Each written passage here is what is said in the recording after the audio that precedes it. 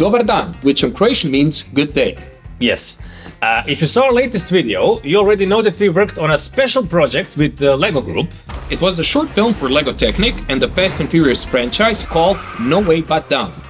And there was also a short making of included, but it was too short. Since we knew that this project is so big and epic and we were going to do a lot of cool effects and stuff like that, we wanted to do a longer making of video. A director's cut, an exclusive behind-the-scenes look of an epic journey over 3 months in the making. The directors revealed all the LEGO Group actually saw our channel on YouTube, and they saw that we were making movies with miniatures. Yeah, and especially that we pull little cars with strings. And the really cool thing was, they said basically, you know what, we'll let you steer the project, come up with an idea, make a short script. So the first thing we did was we watched a bunch of Fast and the Furious movies, right? And we picked some stunts that we really liked, and we tried to write a little story about two cars who are racing, right? And going through these stunts. Our main hero cars are in different scale. The Skyline is much bigger than the Supra. Basically, the effect we had to use throughout the whole film was forced perspective to make them seem the same size. And that's why we decided to make the storyboards in 3D. So we took the measurements of the cars, and I downloaded the two models of these two cars.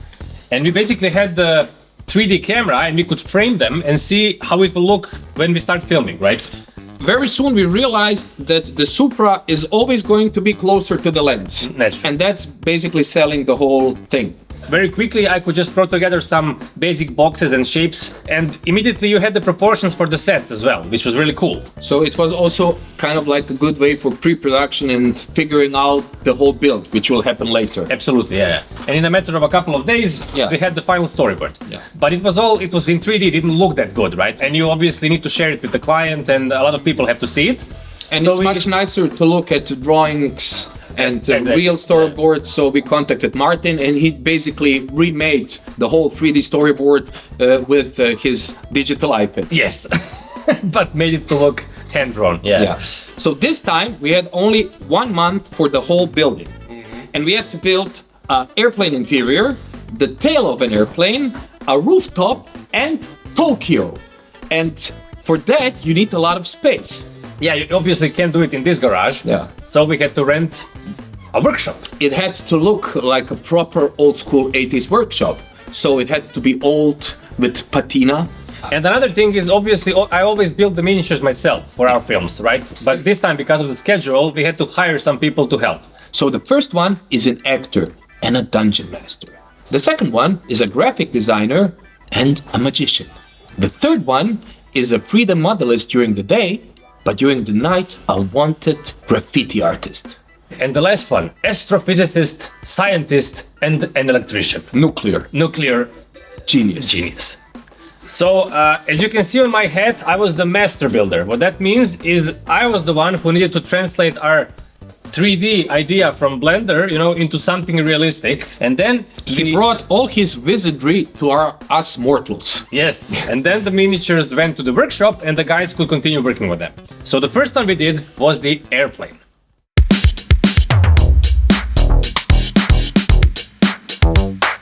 We start our video with the cars in the hangar, airplane hangar, right? I made this 3 weeks ago, and so many things happened since then that I basically forgot how I made it.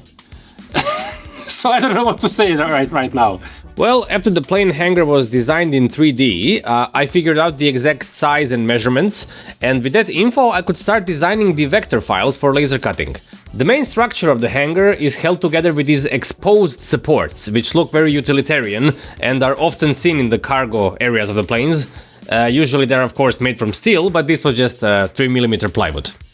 The biggest problem was that all of this couldn't just be glued. It would be easy to just build it and glue it, right? But everything had to be modular because we need a lot of different shots during the filming, right? Looking at the storyboards, we realized that we are shooting mostly to this side, so this whole side had to be removable.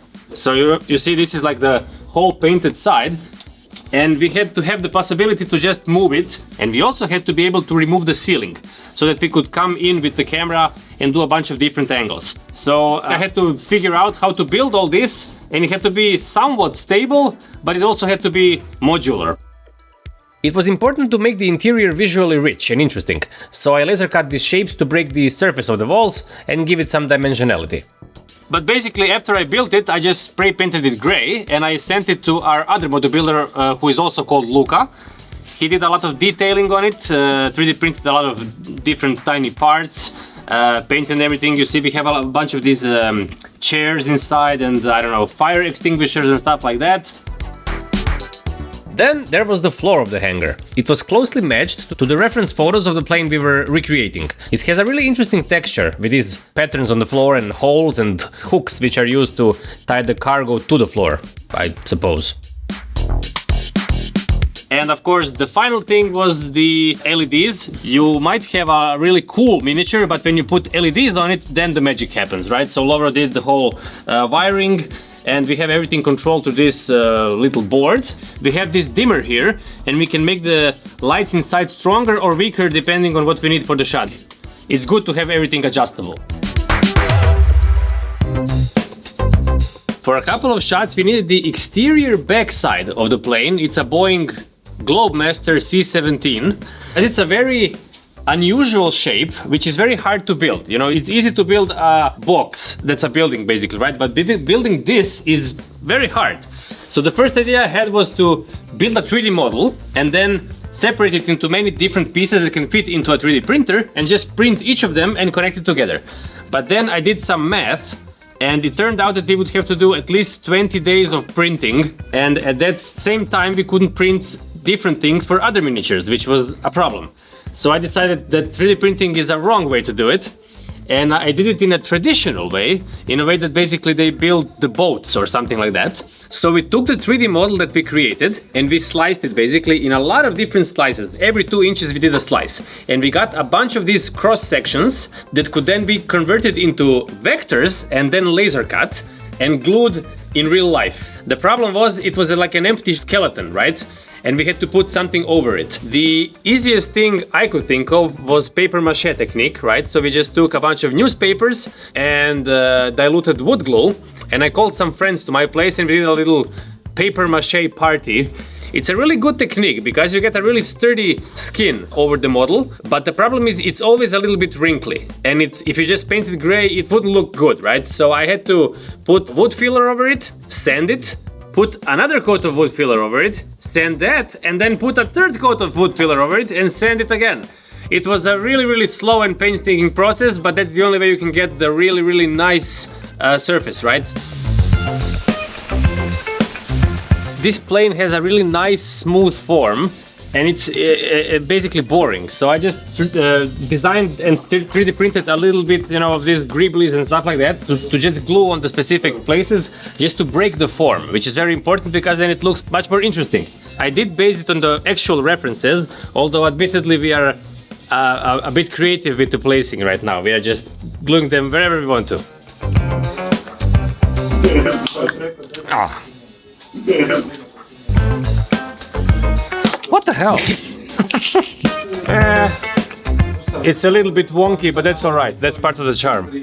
When we put a bunch of these little tiny 3D printed details on it and a little bit of weathering, everything came together and it looks like a really, you know, functional plane. This door needs to be closed and then it needs to open and it needs to hold a car.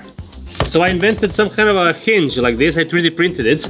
Another kind of complicated thing was that the interior set of the miniature had to fit into the tail miniature, right? Everything had to be precisely designed and measured, and yeah, this was a really tough miniature to make, but I'm happy with it. It's gonna look really cool in the end.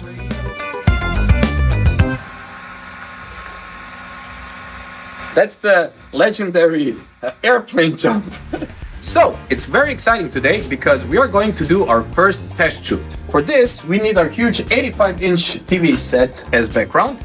We're gonna project a video on it of the clouds and of the sky. And we're gonna be behind the car with the camera. And it's gonna look like the car is falling from the sky towards Tokyo. Action! I just got here, so I have no idea what's going on, but I see they hung the car on the fishing string, so I suppose they're gonna do a levitating shot, like free fall shot. And we'll try to puppeteer it. like it's going through turbulences. What I'm afraid of the most is how much is the fishing string going to be noticeable in the final shot.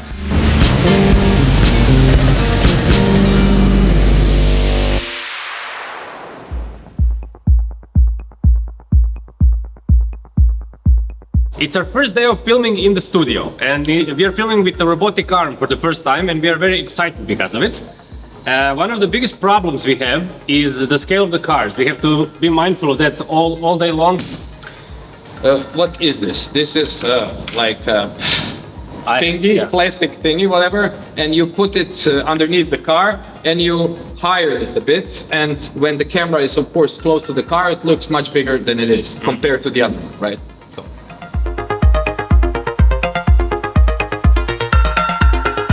Our whole schedule is organized to film chronologically. So we are starting in the airplane hangar. It's a good thing because we can start with the inserts of the cars, just a tire or the front part. And those are easier shots. So it's good to start, with some low-hanging fruit. The first shot is always important because you gotta nail the atmosphere. You have to figure out the balance between the set LED lights and the external lights which we use, right? And then, of course, you have beautiful LEGO Technic cars, and they always need to look in perfect shape. So before you turn on the camera, you have to dust them off, you have to clean them. When you come with a lens like half an inch or 1 centimeter close to the car, you can see a lot of dust specks. So yeah, we have to pump some air on it and clean it, so yeah.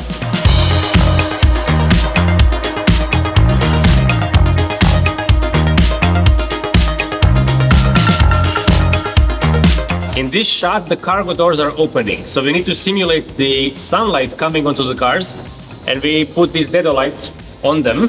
And I have this beautiful tray, and I'm just like lowering it during the shot, and we get the illusion of sunlight. At the same time, Dino is flickering pulsating the red light from the background. It's the backlight. Yes, it's the backlight, so it's very dynamic.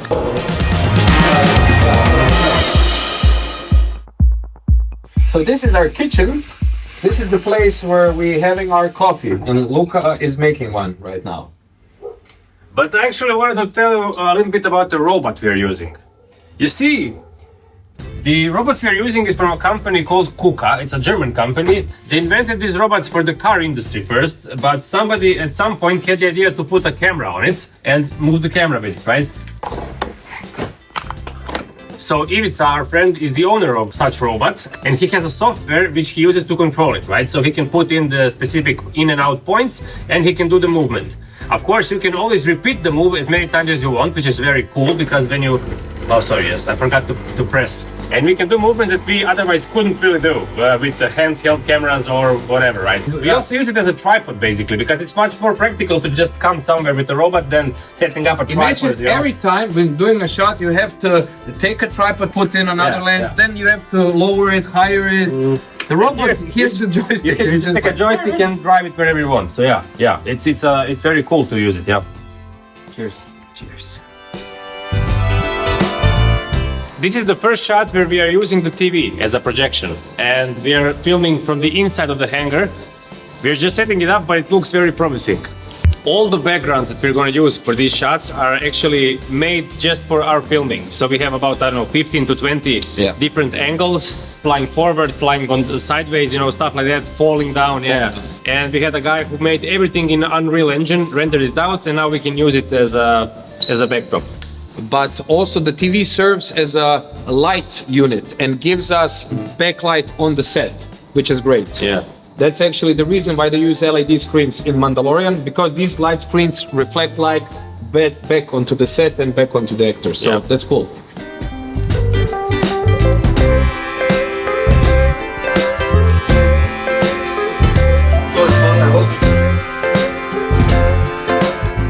Well, we have to spin the wheel in place. And of course, the cars are not motorized, so we invented a technique. We wrapped some fishing string around the wheel, and now we're just gonna pull on the fishing string. And of course, the wheel can't be touching the floor, so we just put it up a bit in the air. We just frame it a bit higher, so you never see actually the rubber touching the ground. And we'll add a little addition of our smoke machine, because we have a little tube, and we put it in front of the wheel. It will hopefully come out as if the rubber is burning, right? Top. Perfect! Perfect! These are the lenses from DCO film that we are using. Dina will tell you more about them. And those are probe lenses. What are probe lenses? They actually allow you to move on very tight spaces. Because if you use an ordinary lens and you're filming a miniature, there's quite a big possibility you won't be able to enter a tight space. This is a macro zoom lens from DCO. And the good thing about the macro lens is you are able to come very close to an object and focus it. But at the same time, as it's a wide lens, you get to have a really wide, cool shot. And the Lego car seems like a real car, and the environment looks like a real environment.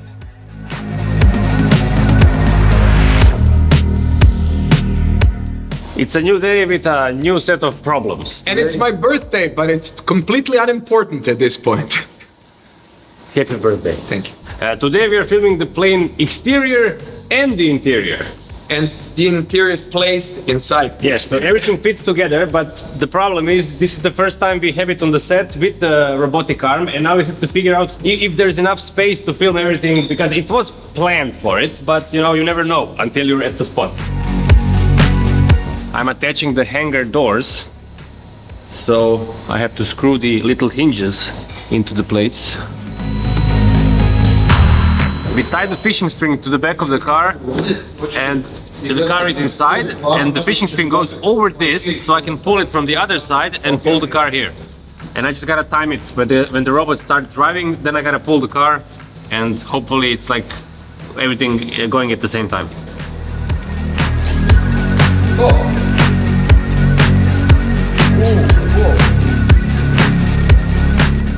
So today we're filming a very interesting shot.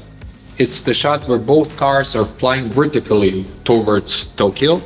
But the problem is we have all these fishing strings, because I have to puppeteer the car a little bit. And when you put the backlight behind the car, you can see every single fishing string, which is a problem. So you have to carefully light only the car, but not the fishing string. And the second thing is you have the reflections of all these lights in the TV, of course, so you have to put the black wrap over them to minimize the reflections. Also, the top light has to have like a black grid and stuff like this. To sell the shot, you have to invent a human airplane shape. Yeah. And this is how it looks. I'm shaking. I'm trying technique with my legs. A bit of hip shaking. Then I try a bit of arm shaking. And you know, they developed in Hollywood, I heard, like for Saving Private Ryan, a specific rig that was shaking. Well, we have the Julius rig. The hip and the arms. Years of dancing finally paid off. Yes. It's bursting smoking.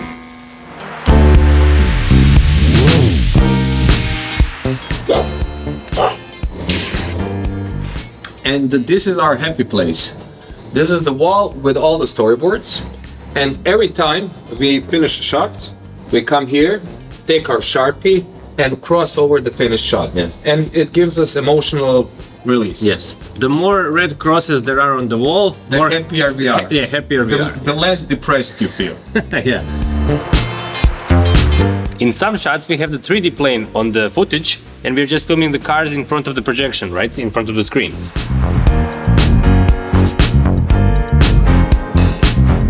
This technique of flickering the light, these are years of experience on the slice of life film.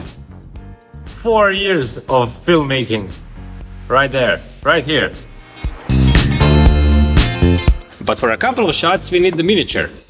So I'm doing like the quick fixes on the little airplane miniature, and then we're gonna put it on the fishing string and see how it looks. We need to test if this model is going to look much more realistic than the 3D one. So that's a good test of the techniques.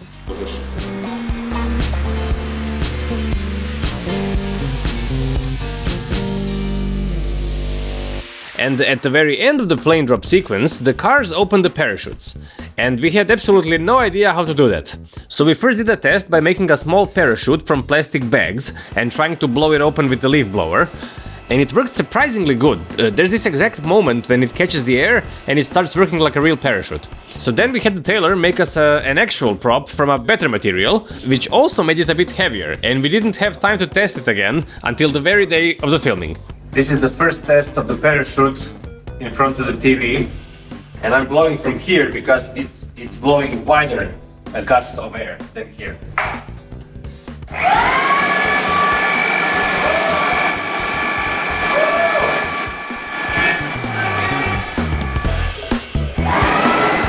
It was a huge relief to see it working so well, so we proceeded to film it in front of the TV. Of course, the TV is never big enough, so the camera is filming until the very end of the frame, and we have to fit the parachute and the car in the frame.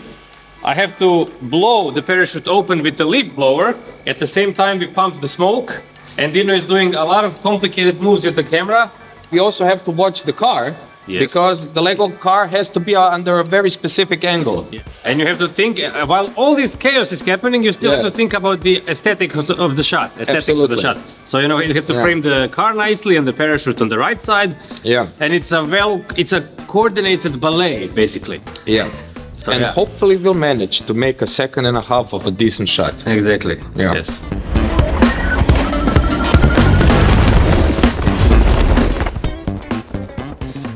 We finished the first 6 days of filming. It's a third of the video, and it feels good. And now we're off to the rooftop. Yes, the next thing is the rooftop, which you can see behind us. But this is not for this video, it's for the next video. Yeah.